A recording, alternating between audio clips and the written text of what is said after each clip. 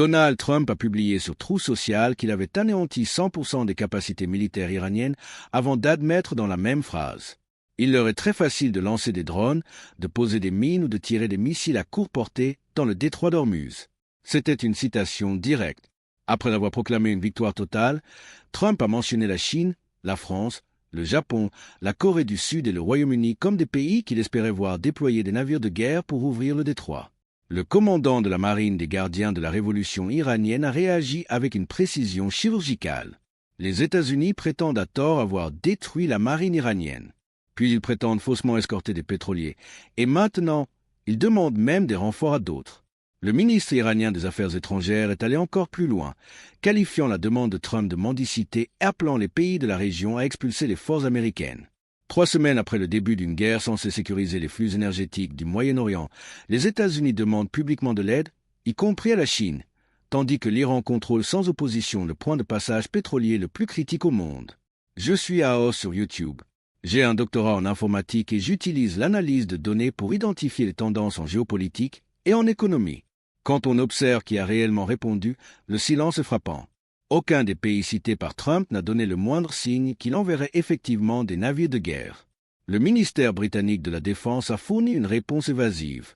Comme nous l'avons déjà indiqué, nous discutons actuellement avec nos alliés d'un éventail d'options pour assurer la sécurité maritime dans la région, une formulation diplomatique pour dire non.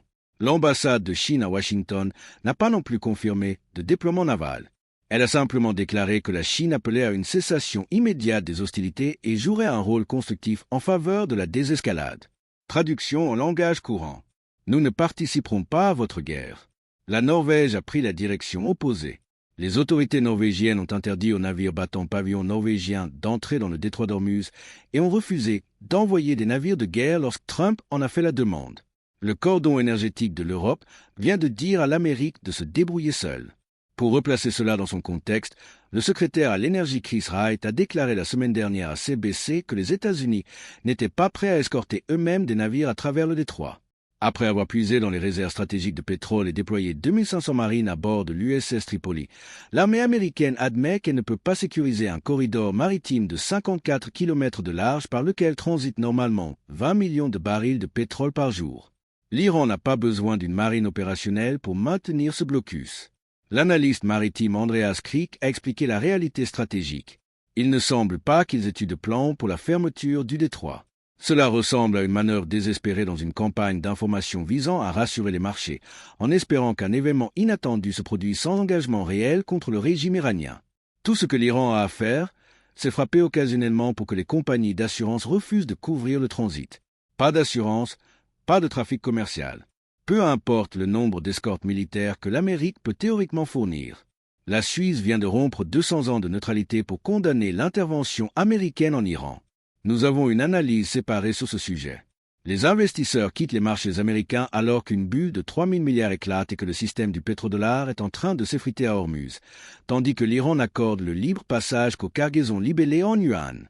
Pendant ce temps, l'Inde a montré ce à quoi ressemble une véritable compétence stratégique. Pendant que Trump implorait ses alliés d'envoyer des navires de guerre, l'Inde a négocié directement avec le ministre iranien des Affaires étrangères le passage sécurisé de 20 pétroliers et transporteurs de GPL.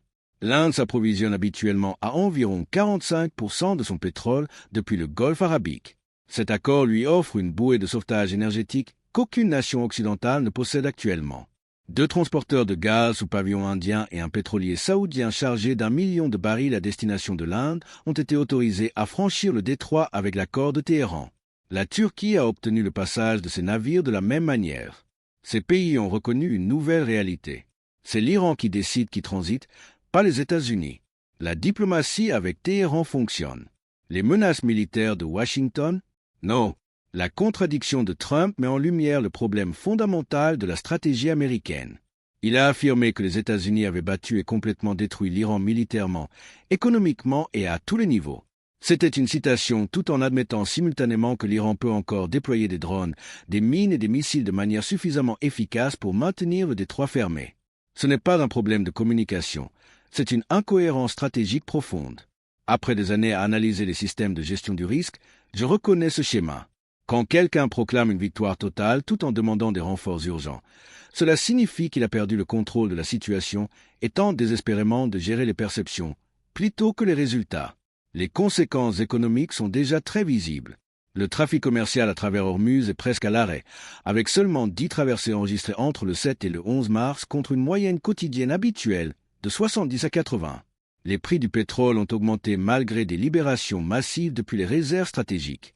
Les marchés asiatiques, qui reçoivent 84% des expéditions de brut et de condensat via le détroit, recherchent désormais des alternatives. Les États arabes du Golfe comme les Émirats arabes unis redirigent leur pétrole via des pipelines vers des ports en dehors d'Ormuz.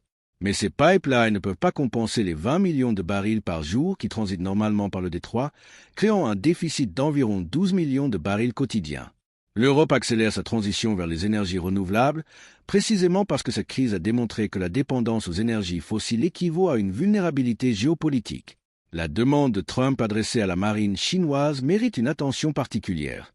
Il y a 3 ans, positionner la Chine comme principal rival stratégique des États-Unis constituait le pilier de toute la politique étrangère américaine. Aujourd'hui, le président américain demande publiquement à Pékin d'envoyer des forces navales pour sécuriser des routes maritimes dans des eaux contrôlées par l'Iran. La Chine n'a absolument aucune raison d'aider dans ce contexte. Elle reçoit une part importante de son pétrole via Hormuz et dispose d'environ 1 milliard de barils en réserve stratégique. Plusieurs mois d'approvisionnement, et surtout l'Iran autorise les cargaisons libellées en yuan à passer. La Chine peut négocier son propre passage exactement comme l'Inde l'a fait, en contournant totalement les systèmes basés sur le dollar. Pourquoi Pékin enverrait-il des navires de guerre pour soutenir la stratégie américaine alors que le statu quo actuel accélère la dédollarisation et démontre que les garanties de sécurité américaines ne sont plus crédibles? Les États-Unis ont lancé cette guerre en affirmant qu'elles sécuriseraient les flux énergétiques et démontreraient leur domination militaire. Mais au lieu de cela, l'Iran a bloqué le passage pétrolier le plus stratégique de la planète, contraint les compagnies d'assurance à refuser toute couverture pour la navigation dans le Golfe et conserver le contrôle grâce à des drones et des mines. Des moyens qui coûtent plusieurs ordres de grandeur de moins que les groupes aéronavals que les États-Unis ont mobilisés en réponse. La Norvège a interdit à ses propres navires de tenter le passage. L'Inde a conclu un accord directement avec Téhéran. L'Europe utilise cette crise pour justifier une rupture définitive avec les importations de combustibles fossiles et Trump implore les mêmes pays qu'il a passé des années à provoquer, y compris la Chine, d'envoyer des navires de guerre parce que la marine américaine est incapable de rouvrir seule un détroit de 54 km.